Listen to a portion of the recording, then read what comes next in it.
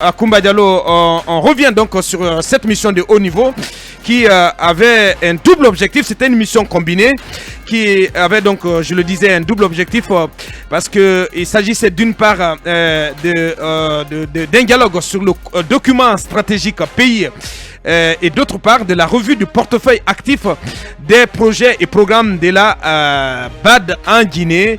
Et à l'occasion, ce qui est important, ce qui est à retenir, c'est que le ministre Moussa Cissé, que nous allons avoir dans un instant si tout va bien, s'est félicité du triplement du montant du portefeuille appuyé par la BAD en Guinée, qui est de 672 millions de dollars américains en 2022, tout comme la mise à disposition récente du solde du 15e FAD à hauteur de 87 millions de dollars américains pour financer deux importants projets, notamment dans le domaine de l'électricité et dans le domaine de la sécurité alimentaire à Koumba.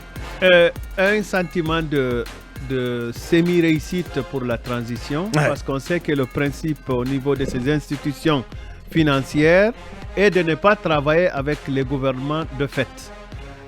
Généralement, c'est des institutions qui mettent en quarantaine ce type de gouvernement. Maintenant que la BAD, qui est la Banque africaine de développement, est décidé de donner une telle importance à la Guinée et pendant cette période-là, je pense que c'est une réussite à saluer. D'autant plus qu'elle est décidée, comme vous l'avez dit, de tripler encore son apport en termes de portefeuille dans le pays. Je pense que cela est assez important, c'est à saluer. Il faudra que le gouvernement intensifie le maintien de ce type de relations avec les autres institutions financières internationales pour nous permettre d'avoir une économie résiliente après tout ce que coronavirus nous a fait comme destruction du tissu économique au niveau mondial, même particulièrement au niveau local. Mohamed, donc ce fut des échanges mutuellement fructueux pour les deux parties, pour la Guinée et pour la Banque africaine de développement. Et il faut rappeler que cette mission de haut niveau de la BAD qui était à Conakry a été sanctionnée d'une part par la validation du plan d'amélioration de la performance du portefeuille pays et d'autre part par la signature de contrats de performance avec tous les responsables et gestionnaires des projets et programmes financés par la BAD en Guinée. Oui, d'abord il fallait identifier les facteurs de blocage et Justement. tout ce qui est goulot d'étranglement au niveau, bien entendu, parce que la BAD c'est un partenaire stratégique pour la Guinée. La BAD fait partie de ces institutions financières qui apportent assez à la Guinée. Et assez donc d'oxygène à l'économie guinéenne. Bien entendu, aujourd'hui, ce qu'elle a apporté sous l'ancien régime, c'était énormément assez. Et avec les relations personnelles que l'ancien président entretenait avec,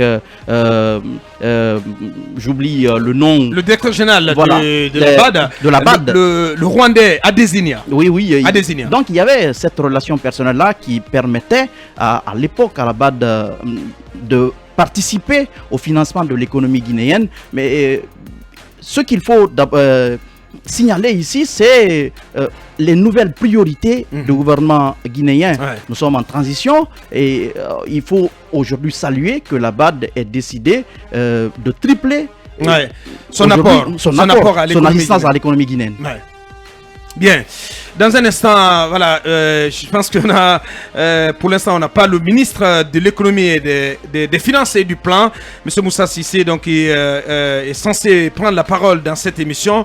À Koumba, voilà, le temps pour notre réalisateur éventuellement de joindre Ibrahim Ahmed Barry, qui est journaliste spécialiste des questions d'économie. Et il y a à signaler c'est le ministre Moussa Cissé justement qui l'a annoncé la mise à disposition récente d'un montant de 87 millions de dollars américains à la Guinée de la part de la Banque africaine de développement, bien entendu, pour financer deux importants projets dans le domaine de l'accès à l'électricité et l'appui à la sécurité alimentaire. C'est très important. Ce sont deux secteurs prioritaires, j'aurais même dit vitaux dans la vie d'une nation, la sécurité alimentaire et l'accès à l'électricité. Mais Aboubacar, j'aimerais faire noter que le ministre Moussa Cissé est sur une bataille qui pourrait être favorable à la Guinée. Vous vous rappellerez que actuellement, il est en train de faire une offensive vers des investisseurs vers des institutions financières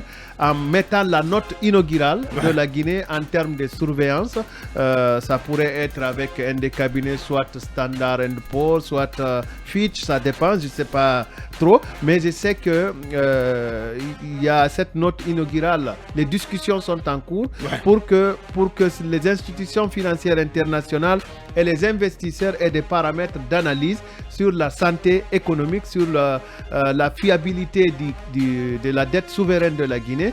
Et je pense que tout ceci pourrait encourager les institutions financières. Donc en mettant 87 millions de dollars américains à la disposition de la Guinée pour financer les deux secteurs, si vous voulez, vitaux, à savoir l'électricité et la sécurité alimentaire, j'ose rêver que nos agriculteurs qui ont été victimes de la grippe aviaire trouveront leur compte dans ce financement-là. J'ose également rêver comme quoi le paysanat sera suffisamment soutenu pour nous permettre de manger guinéen. Bien, Mohamed Bangoura, on se rend compte à la fin que la BAD est décidée, en tout cas c'est une institution financière africaine qui est décidée aujourd'hui à accompagner la Guinée. Elle ne regarde pas au plan politique à ce qui se passe au plan politique en Guinée, parce que c'est une mission de haut niveau dirigée par la directrice régionale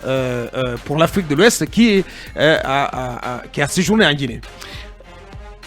Ça dénote de tout l'intérêt et de toute la détermination de l'institution, en tout cas à intensifier les discussions, les échanges pour insuffler une nouvelle dynamique à la coopération avec la Guinée. Il faut dire que la Guinée aujourd'hui a besoin de financement extérieur. Tout à l'heure, vous étiez en train de rappeler qu'il y a un gap de 4 000 milliards. De 4 000 milliards. 4 000 milliards. Et il faut chercher ces financements. Sans transition, Mohamed, sans te couper, on va aller